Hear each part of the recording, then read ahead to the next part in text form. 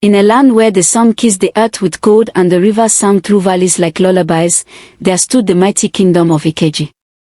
Its people were proud, its lands fertile, and its palace a shining monument to glory past and present. But none of Ikeji's riches were spoken of more often than the beauty of Princess Adaeze, the king's only daughter, and the jewel of the realm. They called her Adaeze the Golden. Her skin shimmered like bronze beneath the sun. Her hair fell in thick black ropes down her back. Her voice, sweet when she spoke, could turn sharp as a blade when crossed. She was loved, yes, but feared even more. For Adaeze was proud. She wore her beauty like a crown made of fire. She walked not beside, but ahead. Servants dared not speak without her permission. Noblemen bowed lower than they did to the king himself, and still, she turned her gaze away. Her father, King Yuzo, watched her with pride and worry. He had ruled justly for decades, but age crept behind his shoulders like a cold wind. The elders urged him, she must marry. A ruler needs love, and a kingdom needs heirs. So, word was sent. A call for suitors. Princes arrived from the north. Warriors from the east. Scholars from the south. All were turned away. Adaeze found each of them lacking, too soft, too loud, too poor, too proud. And then came Obinna. Not a prince. Not a warrior. Just a hunter. Skin dark as rain-soaked earth. Eyes steady like the moon. He came barefoot, with a simple gift, a carved wooden pendant shaped like a water lily. My father says you love the river, he said, placing it gently on the palace steps. I carved this, from a tree that grows near the banks. He bowed, without trembling. Adaeze narrowed her eyes. She took the pendant in her hand, studied it for a moment, and then laughed. Does a princess wear bark, like a goat? She sneered, dropping it to the ground. Did you think you could marry me with this? The courtiers laughed. The guards chuckled. Even the king smiled politely. But Obinna said nothing. He simply bent down, picked up his carving, and looked her in the eye. One day, he said quietly, even the proud will thirst. Then he turned and walked away, vanishing into the trees like a shadow swallowed by dusk. No one saw him again. The seasons passed. The kingdom grew. But something had shifted, deep beneath the earth. None could feel it, not yet. Adaeze remained unwed. The king grew older. And each morning, she walked alone beside the river, where wild lilies still bloomed in clusters near the edge. She never spoke of the hunter again. But some nights, when the wind howled just right, the guards swore they could hear a whisper near the palace gates. Even the proud with thirst. The river still ran. The sun still shone. Life in Ikeji moved as it always had. But in the quiet corners of the land, in whispers between traders, in the silence of priest dreams, there stirred an unease too faint to name. And then, she came. One morning, as the markets bloomed with color and sound, a hunched figure appeared at the palace gates. A woman, wrapped in rags the color of rain clouds. Her skin was creased like old bark, and her eyes were strange, one gold, one gray. She leaned on a crooked staff carved with twisting shapes no one could name. The guards laughed. Old mother, they said, the king does not grant wishes today. But the woman didn't flinch. She raised her head and pointed her staff at the palace doors. I come not for the king, she said. I come for the daughter. The one with the fire in her voice and ice in her heart. The guards hesitated. Something in her voice, calm, low, rooted like stone, silenced their mockery. Word was sent, and soon, Princess Adaeze appeared, wrapped in robes of crimson and gold, her expression already bored. You asked for me, old one, she said, folding her arms. The woman nodded slowly. I come bearing a gift. Not of gold or silk, but of something far rarer, truth. Adaeze raised an eyebrow. And what truth does a toothless wanderer bring to a princess? A warning, the woman said. Your heart is proud. Your soul walks alone. And if left unchanged, your beauty will curse this land. The river will dry. The sky will harden. And when the earth begins to cry, it will speak only your name. Adaeze laughed, sharp and sudden. Another beggar with a story, she said. Tell me, do your rivers always cry? She dipped her hand in a nearby pot of fresh water, poured it out slowly, then let it splash at the woman's feet. There, she smirked. Now the river has wept. Will that satisfy your prophecy? The old woman did not move. She looked down at the puddle, then up at Adaeze. Her mismatched eyes burned brighter than before. When the river weeps, she said softly, your crown will drown. The wind blew harder. Somewhere in the distance, thunder roared, but the sky was clear. The woman turned and began to walk away. But though her back was bent, and her steps were slow, the guards swore she did not leave footprints. And when they looked again, she was gone. Just gone. That night, the palace was uneasy. The king dismissed it as nonsense, but the high priest would not sleep. He stayed in the temple until dawn, reading old texts and whispering into candle flames. Even Adaeze felt something. Not fear, not quite, but a sliver of silence in her chest where pride usually sang. She sat by the mirror, touching her own face, wondering why that old woman's eyes still lingered in her thoughts. And then, a servant brought her something. A gift, found at the palace steps that morning. It was a carved wooden pendant, shaped like a lily.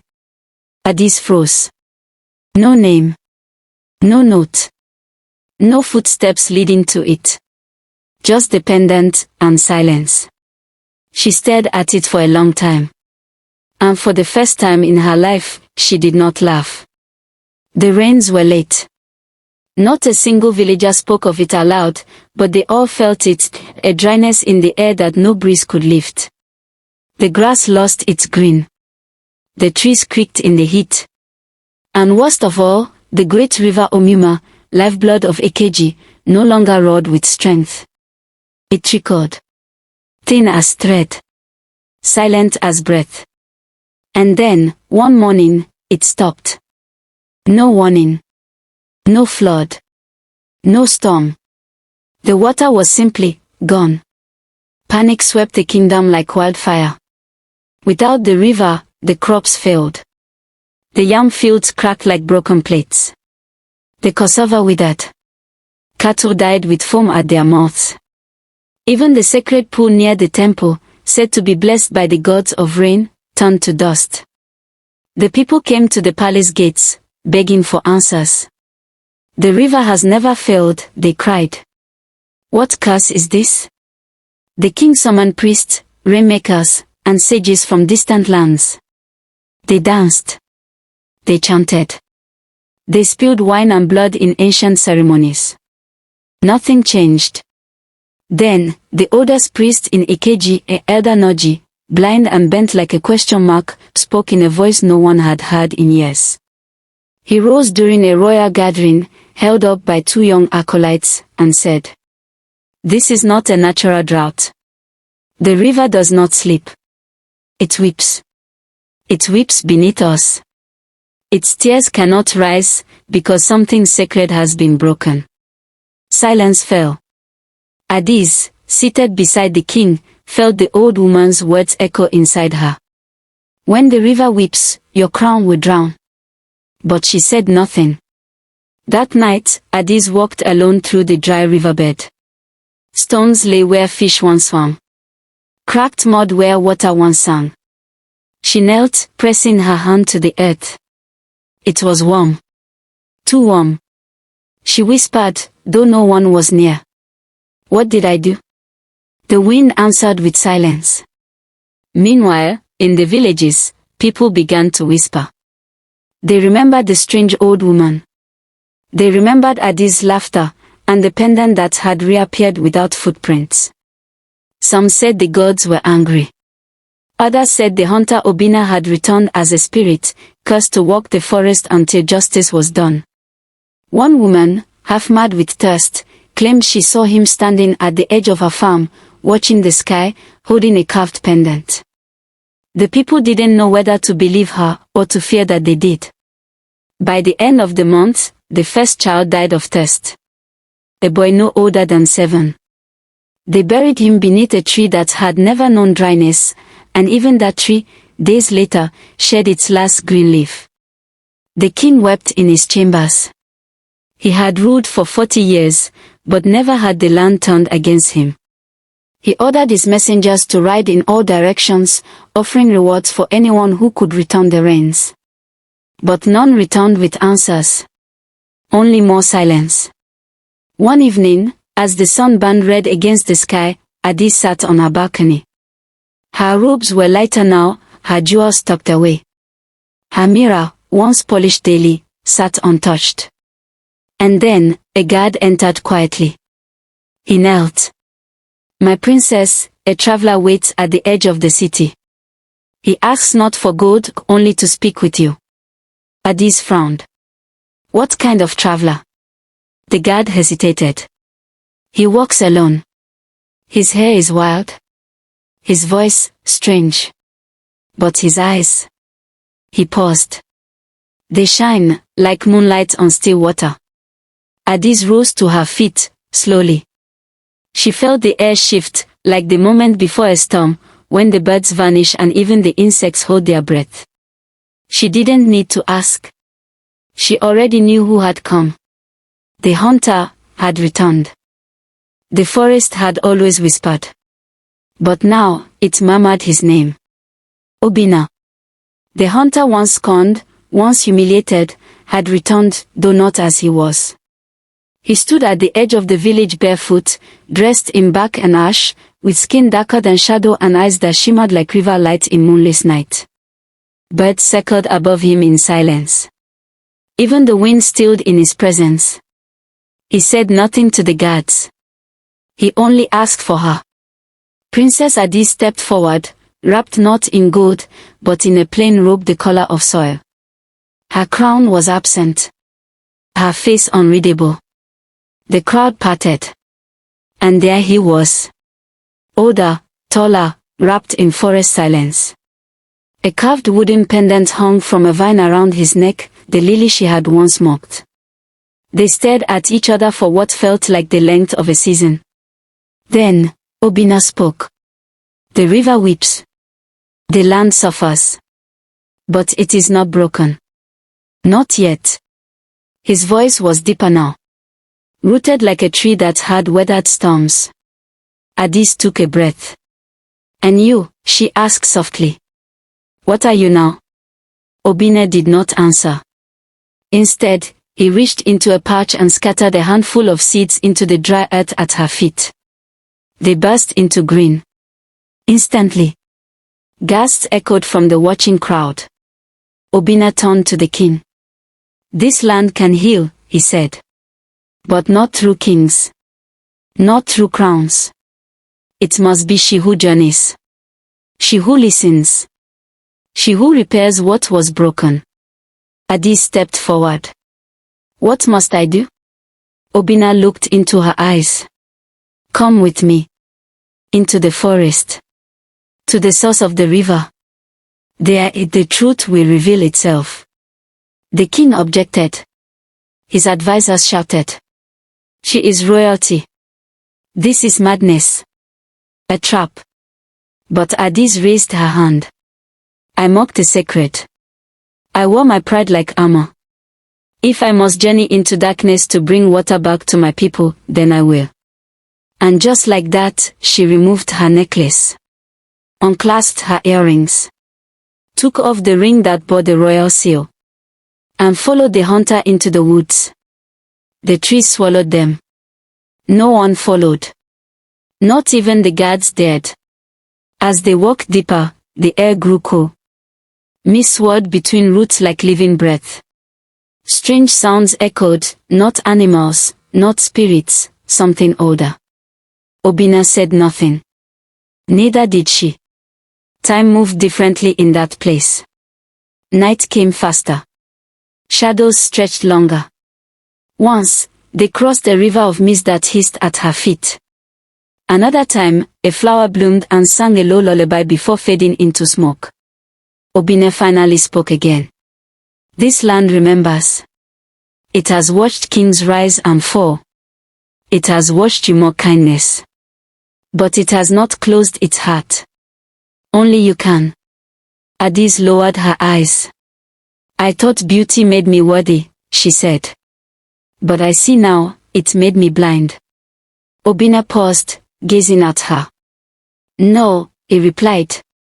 Your pride made you blind. But humility may yet make you see. They continued in silence. At last, they reached a place where the trees bowed low, forming an arch. Beneath it, a single pool shimmered, not with water, but with light. It flickered and pulsed, as if breathing. The source of the weeping river, Obina whispered. But it will not speak to me. It waits for you. Adaeze stepped forward. The moment her foot touched the edge of the light, a sound rose, soft, like crying. The air grew heavy. The earth trembled. From the depths of the light, a voice emerged. Not one voice, many. Voices of women. Of elders. Of children. Of ancestors. And they all said, do you see us now? Adaeze fell to her knees. Tears streamed from her eyes. And the pool began to ripple. The river source pulsed with light. Whispered voices echoed like wind in a cave, not angry, but mournful. Ancient. Patient. Adaeze knelt before the shimmering pool, her hands trembling as she reached toward its surface. It was neither warm nor cold. Neither liquid nor solid. It was memory. The moment her fingers touched it, the voices rose. You see now. But do you remember? And suddenly, she did. Visions crashed through her mind like waves against rock. She saw herself as a child, laughing at a crippled beggar outside the gates. She saw the time she struck a maid for stepping on her dress. She saw Obina, kneeling, offering her a gift from the river, and her laughter, sharp as thorns, echoing across the courtyard. She gasped and pulled back. Obina placed a hand on her shoulder, grounding her. You cannot heal the land until you have healed yourself, he said gently. The journey does not end here, it begins. And so, their path took form, a sacred trail woven through the deepest part of the forest. Few had ever walked it. Fewer had returned. It was known only as the path of the river's heart.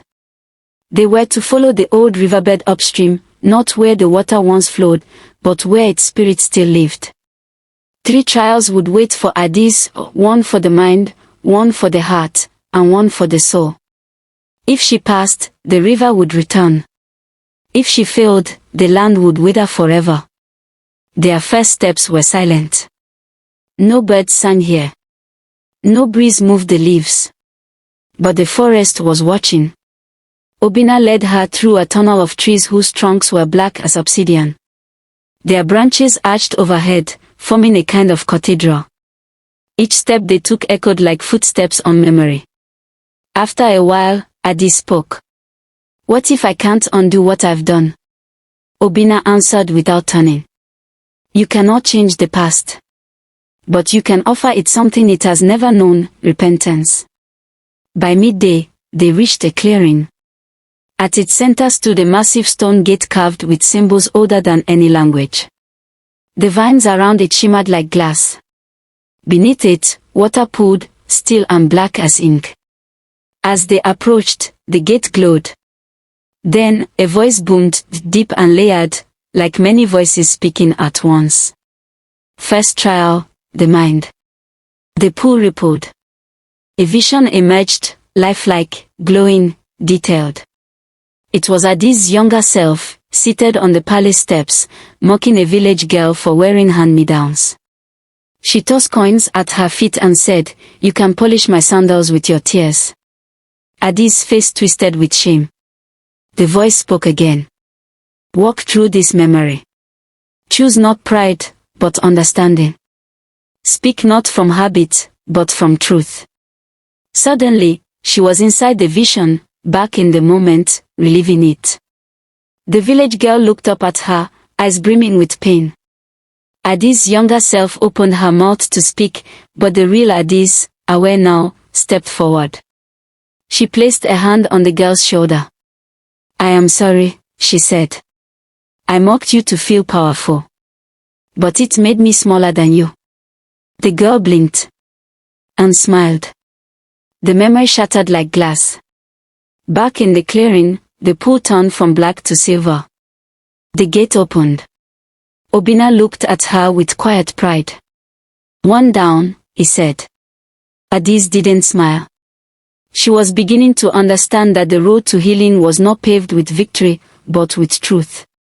They continued into the trees, where night fell too quickly and stars blinked like eyes overhead. The forest grew stranger. Leaves whispered names she didn't know. Once, she saw a tree that bled when touched. Once, she heard her mother's voice, long dead, calling her name. And still, they pressed forward. As they made camp by a warm stone, Adaeze turned to Obinna. Why me? She asked. Why must it be me to restore the river? Obinna stared into the fire. Because you were the one who broke it. Silence. Then he added, softer. But also, because you are the only one brave enough to walk this path. And for the first time in her life, Adaeze did not feel like a princess. She felt like a person. One step at a time, becoming whole. Thanks for watching. If you want to find out what happens next on this mystery story, please subscribe to Best African Folktales by Chibuzor. We'd love to hear your thoughts, so leave a comment below and type continue if you're ready for episode 2. Your feedback will help us create more wonderful stories for you. Thank you for joining us on this journey.